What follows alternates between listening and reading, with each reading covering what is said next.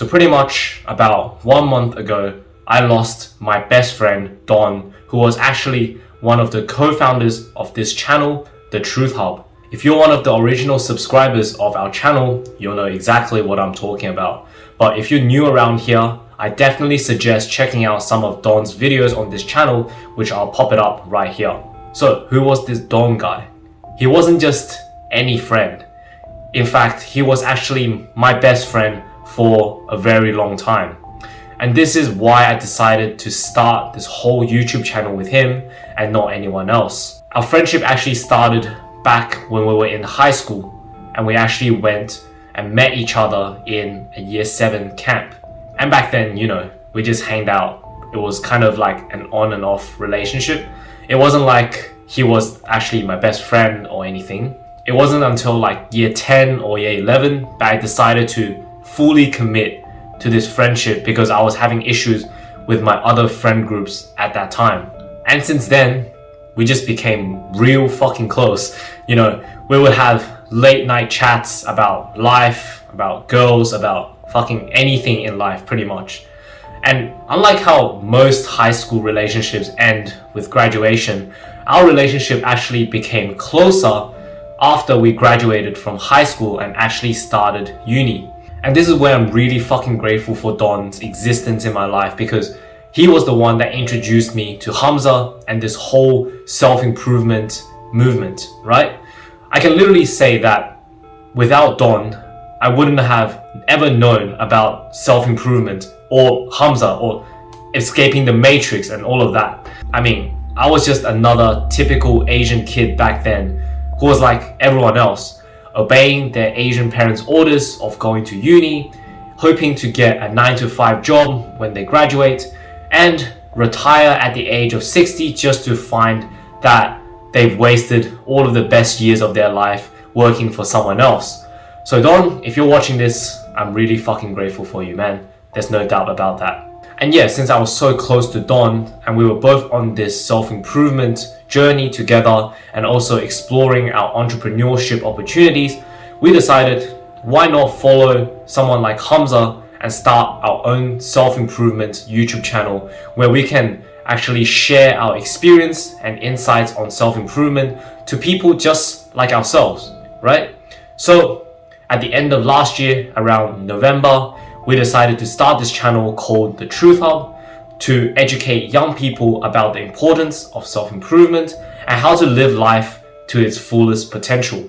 And to be honest, we were motivated as fuck at the start because our channel was growing fast with the hyper-edited videos, the reject modernity, embrace masculinity type videos we were pumping out at the time. And still, to this day, those videos are the highest viewed content on our channel.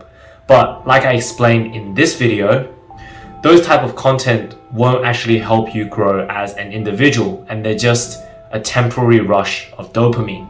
But ever since we made a change from these hyper-edited videos to the main talking-based videos like I'm doing right now, our growth has significantly plateaued, and I guess this was part of the factors that eventually led to Don deciding to quit this channel. But also, as we were exploring our YouTube entrepreneurship opportunities, we were also learning about starting our own social media marketing agency, or otherwise known as SMMA, which was hugely popularized by the man himself, Iman Gadzhi.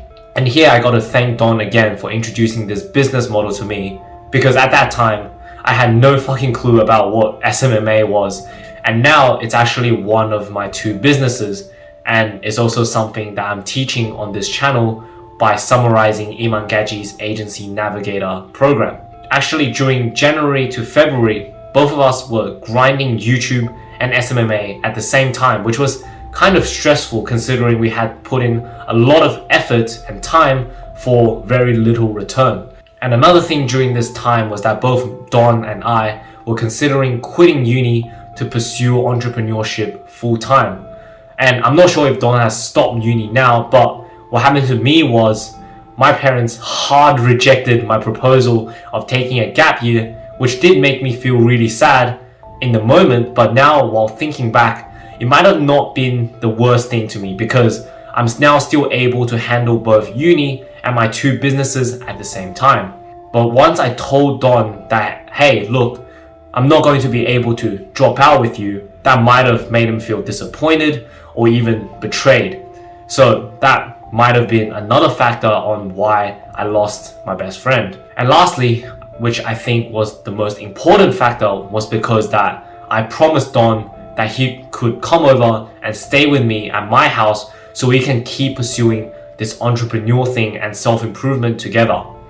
However, things didn't go as planned, as my brother in China actually had a divorce and was now planning to move in to stay in Australia with me and my family. So now I had no choice but to tell Don, hey look, I'm very sorry, but a family emergency came up and unfortunately you cannot be living here anymore. There's really nothing I could do about that. I tried to be as honest as possible and gave him the longest notice so he could plan something else, but it looks like it was still a hard pill for him to swallow, because not long after that, he actually completely blocked my number, so I couldn't text or call him. And how did I discover that he blocked my number? Well, because I couldn't contact him or anything, I actually messaged in one of our friend group chats with some of our other mates if anyone was able to contact him, because at that time, I generally thought he was like suicidal or had some mental illness going on. And it turns out that my other friend was actually able to call him, which meant that he was alright and it was just a personal grudge between him and me.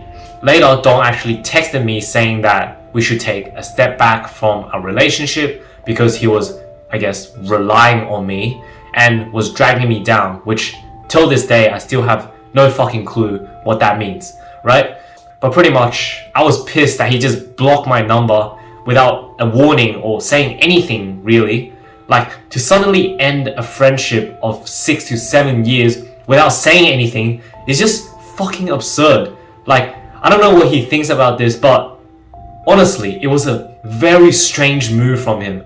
And Don, I don't know if you're watching this video, but like, what the fuck were you thinking back then? To block your best friend and go into isolation? Like, how the fuck is that meant to be healthy for you? I don't know. Anyways, in the end, I just told him, do whatever feels right to you, but if you ever need anything, just let me know. Until this day, I don't know what he's been doing. I don't know if he's still pursuing SMMA like I am, or maybe he has some other plans. I don't know. And I generally don't care because my life has been going great recently. This YouTube channel has been slowly growing and I'm starting to make progress with my own social media marketing agency. So I guess the main takeaway from this video is that you can never be sure of how sincere your best friend may be. They can be your childhood friend or friend for 10, 20 years, whatever it may be. It doesn't matter.